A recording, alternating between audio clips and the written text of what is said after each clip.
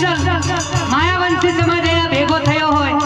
અને હરિબાબાના ભક્તો ભેગા થયા હોય ત્યારે અમારા ઉત્તર ગુજરાતમાં અત્યારે એક ગીત બહુ વાયરલ થયું છે